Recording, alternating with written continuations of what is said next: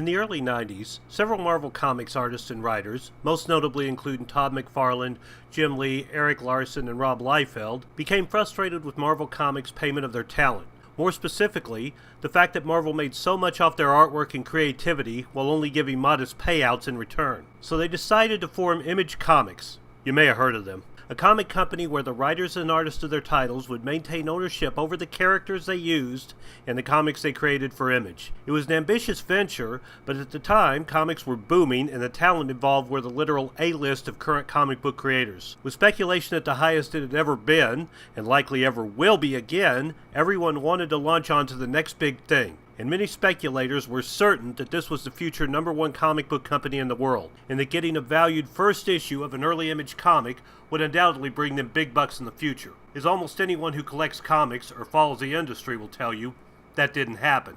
With little to no experience in running a comic company and publishing, the early titles published by Image were plagued with constant delays, causing retailers to cut back on orders over time, and fans to be soured on waiting months for a new issue in a time when that was not something fans were used to. That, combined with the fact most early Image Comics creators started and made their name as artists, and well, the writing reflected that in a lot of cases. As such, Image lost a lot of their sales after the speculation boom ended, leaving publishers with a lot of useless comics that they couldn't give away because anyone who wanted one already bought one. Or 10. Image Comics is still around, and it's still doing well as one of the top indie comic companies, with some titles like Spawn and Savage Dragon still in print to this day, and later titles such as The Walking Dead have still provided hits for the company.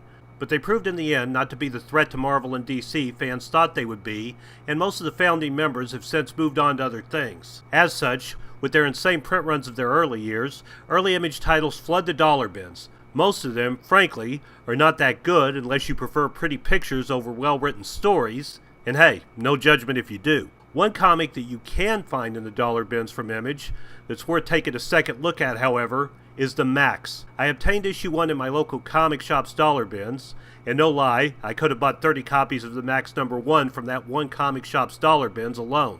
They do make good wrapping paper.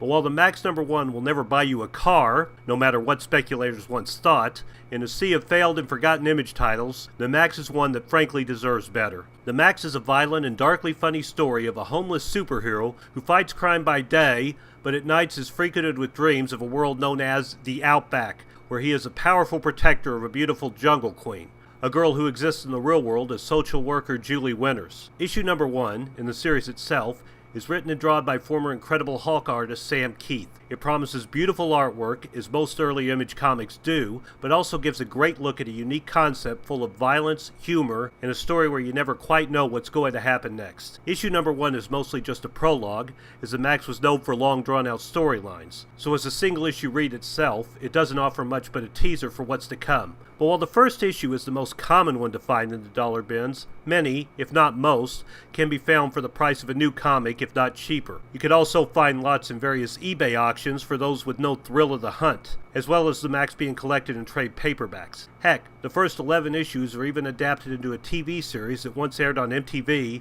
and is also available on DVD. Maxx is not for everyone, as it is a very violent tale with some mature subject matter that, aside from not making it acceptable to kids, at least for most parents' taste, might also be off-putting to some adults. But if you're not easily offended and want something dark and funny with some great artwork and loads of creativity, I highly recommend giving the Maxx a try if you haven't already. Hunt out the first few issues for cheap and see for yourself. You might find a hidden gem of a story that you'll regret overlooking for so long. What's your favorite early Image comic? Any forgotten gems that you know of buried in the huge overhyped print runs of the early Image days? Let me know in the comments below, and don't forget to hit the thumbs up and subscribe for more episodes of From the Dollar Bin. I'm Dan the Man, and I'll see you next time.